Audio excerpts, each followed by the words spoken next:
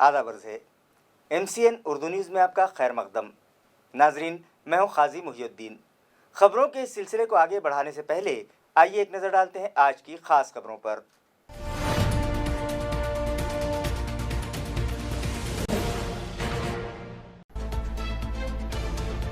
रियासत महाराष्ट्र के 90% मकामात पर मूसलाधार बारिश होने का इम्कान। महकमा मौसमियात ने किया 11 से 14 सितंबर तक येलो अलर्ट जारी। आज भी बरसात में नालों में आई तुग़यानी।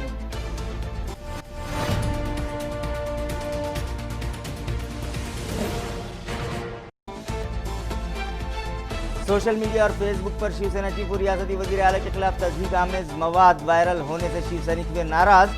खाती के खिलाफ सख्त एक्शन लेने का पुलिस कमिश्नर से किया मुतालबा।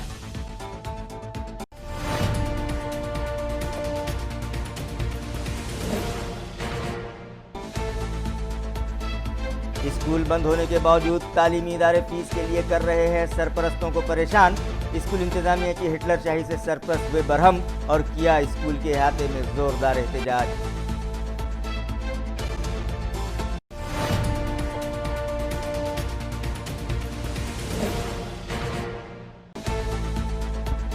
और थर्मल गन और पल्स ऑक्सीमीटर न रखने वाले ताजिरों के खिलाफ एएमपी इंतजामिया ने शुरू की मुहिम, मगर महाराष्ट्र नवनिर्माण सेना के वर्कर्स ने खोला म्युनिसिपल इंतजामिया के खिलाफ मोर्चा। ताजिरों को हिरासत करने वाली कार्रवाई फौरी बंद करने का म्युनिसिपल कॉर्पोरेशन को दिया इंतबाह। खबरें तफसील से।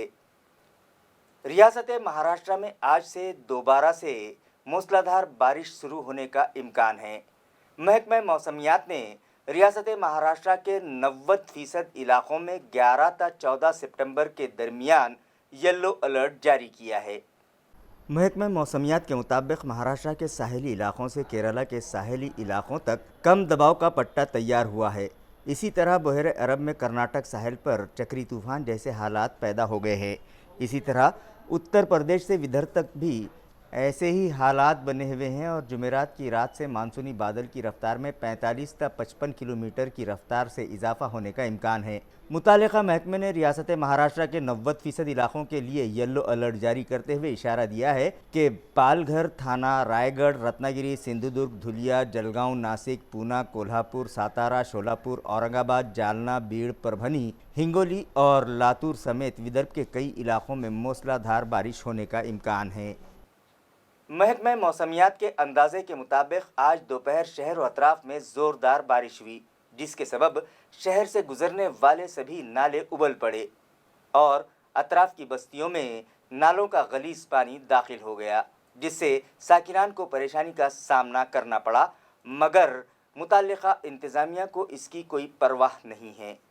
नाजरीन, आप जो तस्वीर देख रहे हैं वो शाह सिराज रोड से गुजरने वाले नाले की हैं, जो पंचकुआ खबरस्तान से मुत्तसिल है। आज दोपहर में हुई मूसलाधार बारिश के सबब नाले में तुग़यानी आ गई और नाले का पानी सड़क के ऊपर से बहने लगा।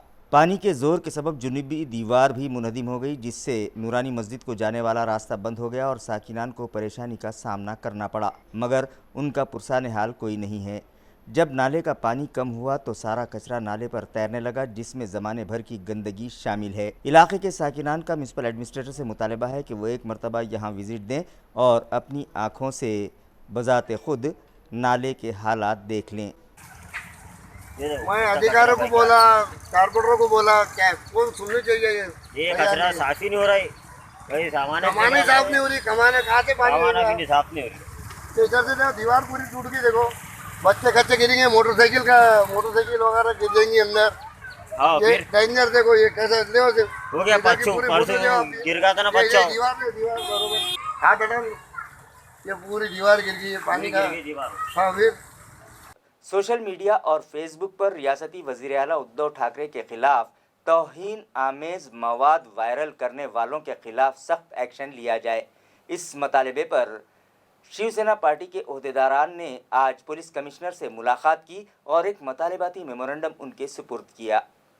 शिवसेना पार्टी के औरंगाबाद वस्त के शहर संगठक गोपाल कुलकर्णी की क़यादत में आए वफ़द ने मेमोरेंडम के ज़रिए पुलिस कमिश्नर को बताया कि आशुतोष ओंकार नामी शख्स ने नहायती तज़हीक आमेज़ अल्फाज का इस्तेमाल करते हुए रियासती वज़ीर आला और शिवसेना पार्टी के कौमी सदर उद्धव ठाकरे के खिलाफ सोशल मीडिया पर मवाद फैलाया है। लिहाजा सोशल मीडिया और फेसबुक पर डाला गया ये मवाद फौरी हटाया जाए और खाती शख्स के खिलाफ सख्त एक्शन लिया जाए।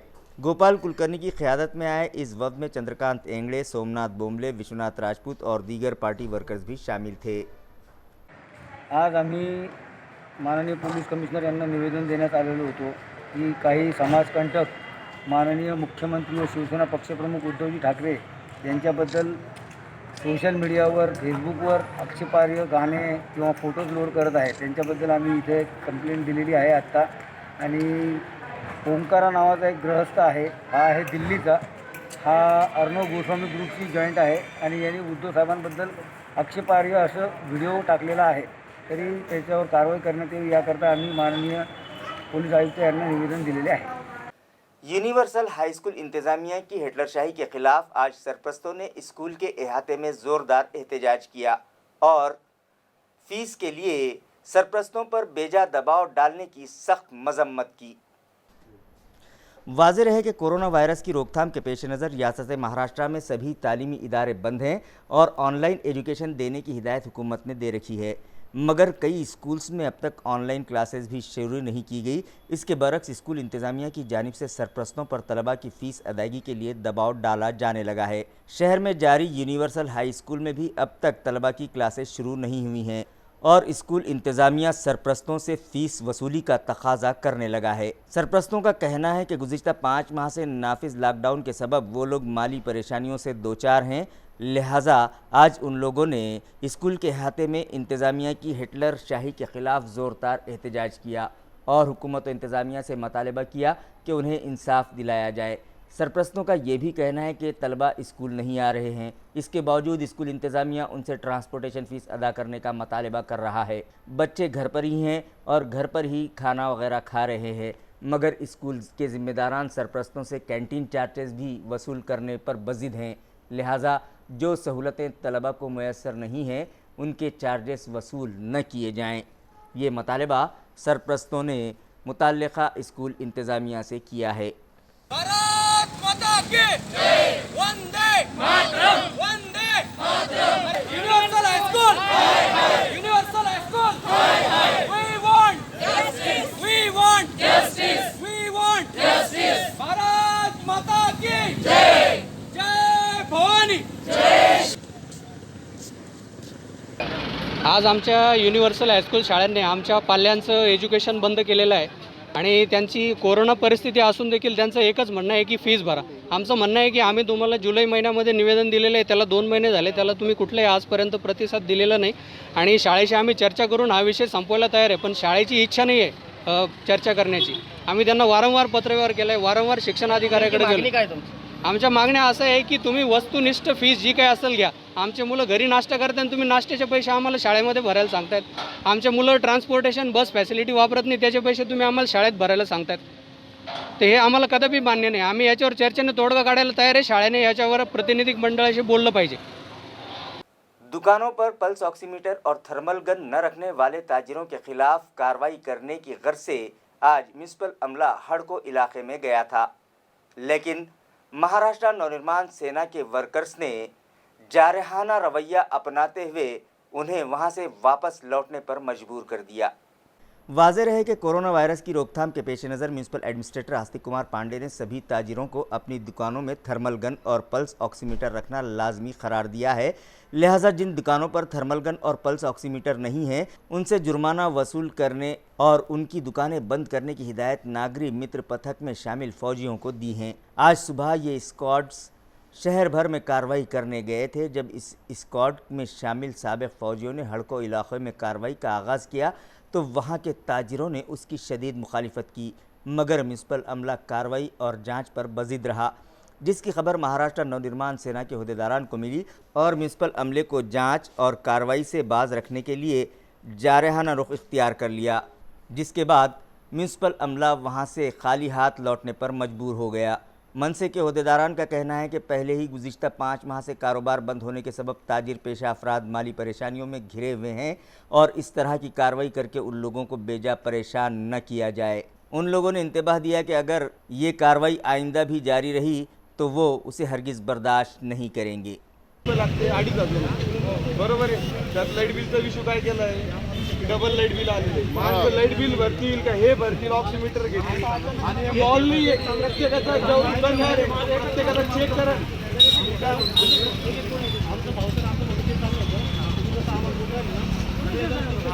आज सुबह जिले के 172 अफराद की रिपोर्ट कोरोना के लिए पॉजिटिव आई है, जिसके बाद एक्टिव मरीजों की तादाद 5,975 हो गई है। म्यूनिसिपल ज़राए के मुताबिक आज सुबह 172 शहरियान के कोरोना में मुब्तला होने की तस्दीक हुई है, जिसके बाद जुमला मुतासरीन की तादाद 27,461 हो गई है, जिनमें से 20,704 मरीज़ इलाज के बाद तंदुरुस्त हो गए हैं, जबकि 782 मरीज़ों की दौरान इलाज मौत हो गई है और फ़िलहाल 5,975 मरीज़ों का मुख्तलिफ दवाखानों में इलाज जारी है। आज सुबह जिन 172 अफराद की रिपोर्ट कोरोना के लिए पॉजिटिव आई है, उनमें से 95 मरीज़ AMC हुदूद के हैं, जबकि 77 मरीज़ों का ताल्लुक़ देही मकामात से है। नाजरीन, कोरोना वायरस में मुब्तला मरीज़ों की तादाद में इजाफे ने म्यूनसिपल इंतज़ामिया का दर्द सर बढ़ा दिया है और लाख जतन के बावजूद मरीज़ों की तादाद कम नहीं हो पा रही है। गुज़िश्ता रोज़ भी 437 मरीज़ कोरोना के लिए पॉजिटिव पाए गए थे और आज सुबह 172 अफराद की रिपोर्ट इस मर्ज़ के लिए पॉजिटिव आई है। शाम तक मुतासरा मरीज़ों की तादाद में मज़ीद इजाफे का इम्कान है। इत्तला है कि डिविजनल कमिश्नर सुनील केंद्रेकर ने म्यूनसिपल इंतज़ामिया को हिदायत दी है कि वो अब होम क्वारंटाइन के लिए किसी भी मरीज़ को इजाज़त न दें, क्योंकि आए दिन शहर में कोरोना से मुतासरा मरीज़ों की तादाद में इजाफा हो रहा है और जो मरीज़ कोरोना में मुब्तला पाए जा रहे हैं उनकी तादाद और शहर में बनाए गए कोविड केयर सेंटर्स और डेडिकेटेड हॉस्पिटल्स में दाखिल करदा मरीज़ों की तादाद में तजाद पाया जा रहा है, जिससे ये साफ ज़ाहिर है कि म्यूनिसिपल इंतज़ामिया की लापरवाहियों के सबब कोरोना से मुतासरा मरीज़ शहर भर में घूमते फिर रहे हैं और वो इन्फेक्शन बढ़ा रहे हैं। मुफस्सिर कुरान मौलाना अब्दुल करीम पारिक रहमतुल्लाह अलैह की 13वीं बरसी के मौके पर उनकी सवाने हयात बहर कौसर की एक आबजू पर एक मुज़ाकरा आज रीड एंड लीड फाउंडेशन के दफ्तर पर रखा गया। इस मुज़ाकरे में मदरसे जामिया इस्लामिया काशिफुल उलूम के सदर मुदरिस मौलाना नसीबुद्दीन मिफ्ताही, जमात इस्लामी हिंद महाराष्ट्र के नायब अमीर मौलाना इलियास फलाही, मौलाना मोहम्मद सादिक नदवी, मौलाना अब्दुल रहमान नदवी, मौलाना काजी नौशाद नदवी और मिर्ज़ा अब्दुल क़य्यूम नदवी ने मुफस्सिर कुरान पद्म भूषण मौलाना अब्दुल करीम पारिक रहमतुल्लाह अलैह की सवानह पर तहरीर करदा किताब बहर कौसर की एक आबजू पर तबसरा करते हुए मौलाना अब्दुल करीम पारिक के हालात ज़िंदगी पर तफसीली रोशनी डाली और मौलाना के लिए मग़फ़िरत की दुआ की।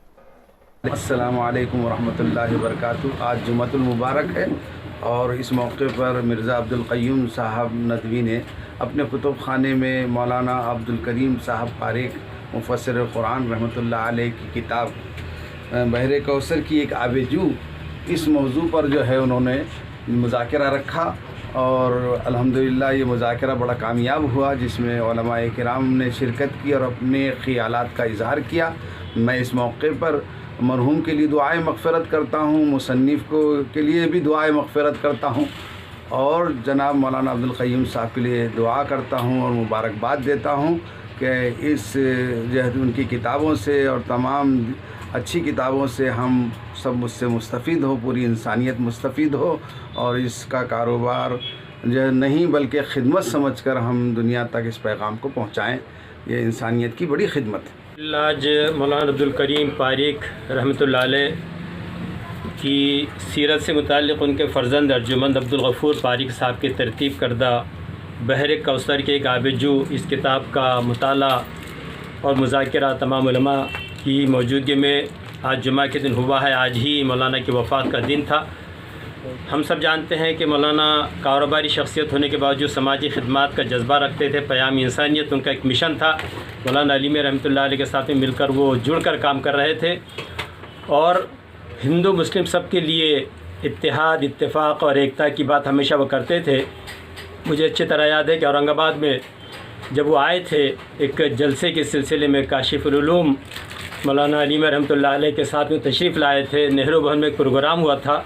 उस वक्त मुसलमानों का एक संगीन मसला चल रहा था। उसमें मौलाना की मौजूदगी में कुछ मुसलमानों में आपस में इख्तिलाफ़ हुआ। उस मसले पर मौलाना मुसलमानों के जोश और उनके वलवले को देखकर आबदीदा होकर उन्होंने कहा कि यही तो बहुत बड़ा नुकसान है मुसलमानों का, ये जज्बात में आ जाते हैं और जज्बात में आने के बाद अपना होश खो देते हैं। मुसलमानों को हमेशा होश से काम रखना चाहिए और समझदारी से काम रखना चाहिए। मुल्क के हालात कैसे चल रहे हैं उस पर ख़ास तौर से ध्यान रखना चाहिए। बहरहाल मौलाना का बहुत संजीदा पैगाम हुआ करता था, जो कुरान करीम की खिदमत के ज़रिए से और आवाम की खिदमत के ज़रिए से उन्होंने लोगों तक पहुँचाया है। आज हम ये आहद करें कि मौलाना अब्दुल करीम पारिक साहब की सीरत पर इंशाअल्लाह तमाम उलमा किराम, संजीदा लोग, लीडर्स काम करने की इंशाअल्लाह कोशिश करेंगे। अल्लाह ताला उनकी कब्र को नूर से भर दे।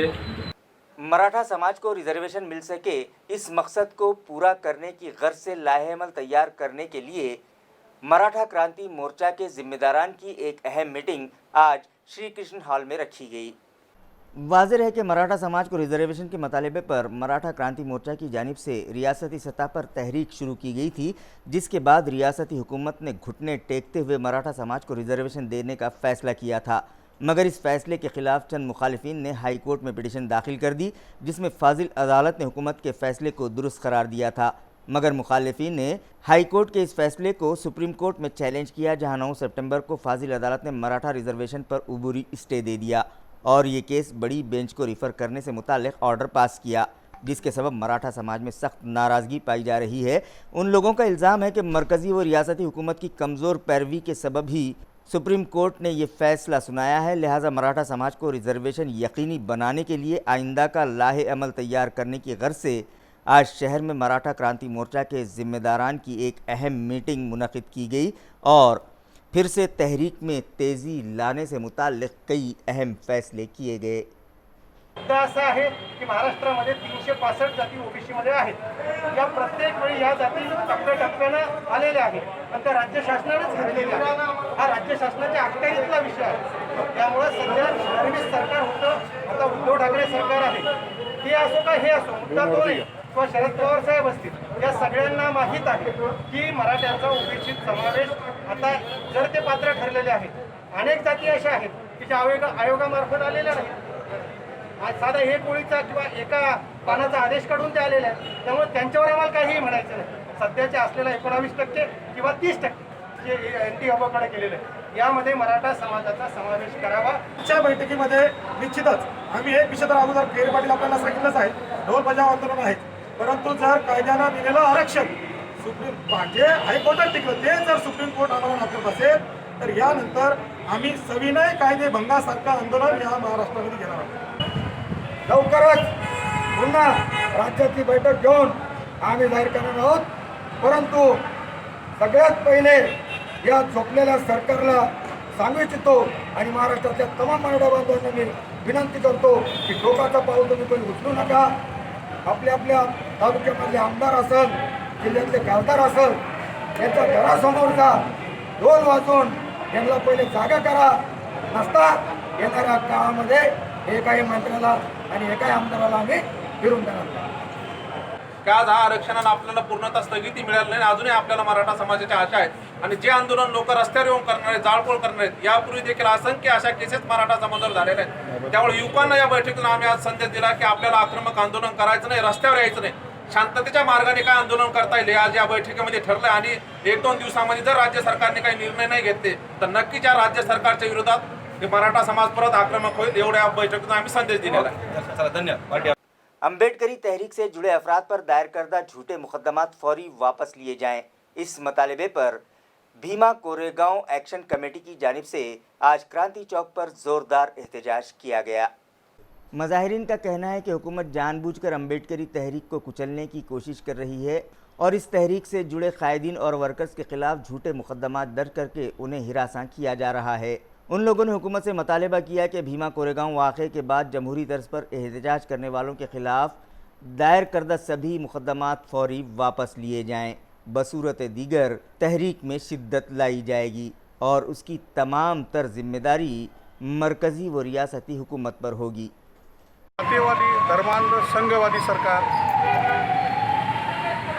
जे चुकीचे धोरण राबवतोय त्याच्या विरोधात जे आंबेडकरी चळवळी कार्यकर्ते लोकशाही मार्गाने आंदोलन करत आहेत, त्यांच्यावर खोटे खटले चालवून खोट्या केसेस टाकून त्यांचं दमन करण्याचा जो प्रयत्न हे सरकार करत आहे, त्या धरणे आंदोलनाच्या माध्यमातून आम्ही त्यांना इशारा देऊ इच्छितो की जे काय ते आंबेडकरी चळवळीच्या कार्यकर्त्यांसोबत षडयंत्र करत आहे सरकार, हे त्यांनी वेळीच थांबावं. नसता आंबेडकरी जनता ही उद्या रस्त्यावर उतरेल चुकीच्या धोरणांच्या विरोधात, आणि त्यानंतर जी परिस्थिती उद्भवेल त्याला आंबेडकरी चळवळ किंवा आंबेडकरी चळवळीचा कार्यकर्ता नाही तर हे जातीयवादी धर्मांध संघवादी सरकार जबाबदार असेल, असा इशारा या धरणे आंदोलनाच्या माध्यमातून आम्ही देत आहोत. फेस मास्क इस्तेमाल न करने वाले शहरियान पर शिकंजा कसने और उनसे 500 रुपये फीकस जुर्माना वसूल करने के लिए म्यूनिसिपल एडमिनिस्ट्रेटर आस्तिक कुमार पांडे ने शहर में 25 स्क्वाड तश्कील दिए हैं. वाज़ेह है कि कोरोना वायरस के बढ़ते जोर को कम करने के लिए ज़िला कलेक्टर सुनील चौहान ने सभी शहरियान को फेस मास्क इस्तेमाल करना लाजमी करार दिया है.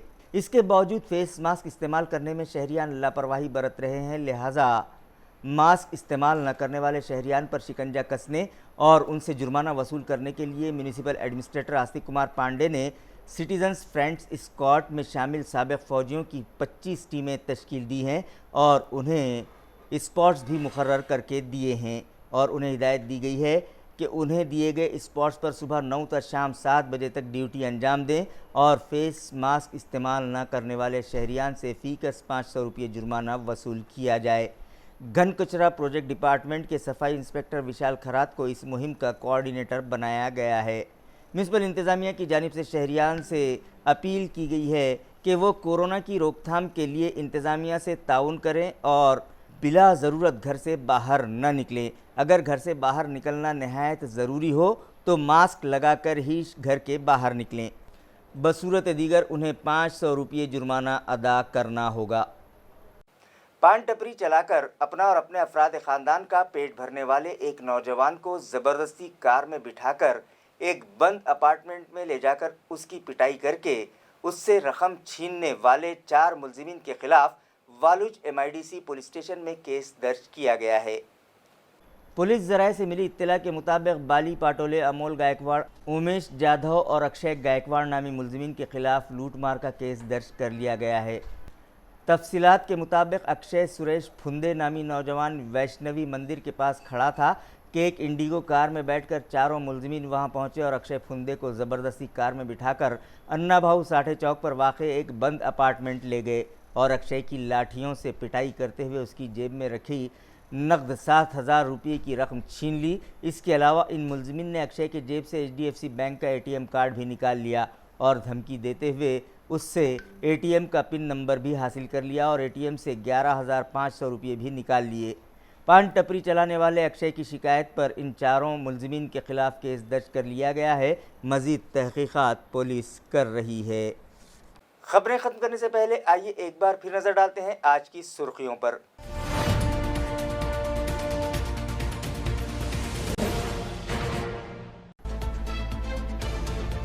रियासत महाराष्ट्र के 90% मकामात पर मूसलाधार बारिश होने का इम्कान.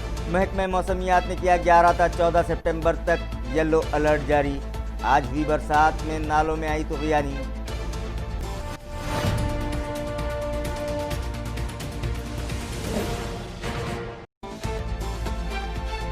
सोशल मीडिया और फेसबुक पर शिवसेना चीफ और रियासती वज़ीर आला के खिलाफ तज़हीक आमेज मवाद वायरल होने से शिव सैनिक हुए नाराज. खाती के खिलाफ सख्त एक्शन लेने का पुलिस कमिश्नर से किया मुतालबा.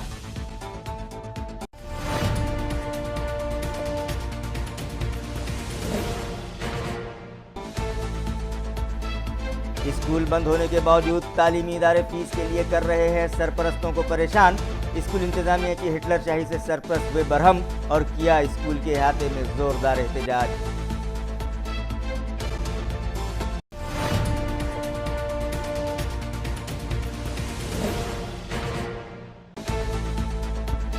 और थर्मल गन और पल्स ऑक्सीमीटर न रखने वाले ताजिरों के खिलाफ AP इंतजामिया ने शुरू की मुहिम. मगर महाराष्ट्र नवनिर्माण सेना के वर्कर्स ने खोला म्यूनसिपल इंतजामिया के खिलाफ मोर्चा. ताजिरों को हिरासत करने वाली कार्रवाई फौरी बंद करने का म्यूनसिपल कॉर्पोरेशन को दिया इंतबाह.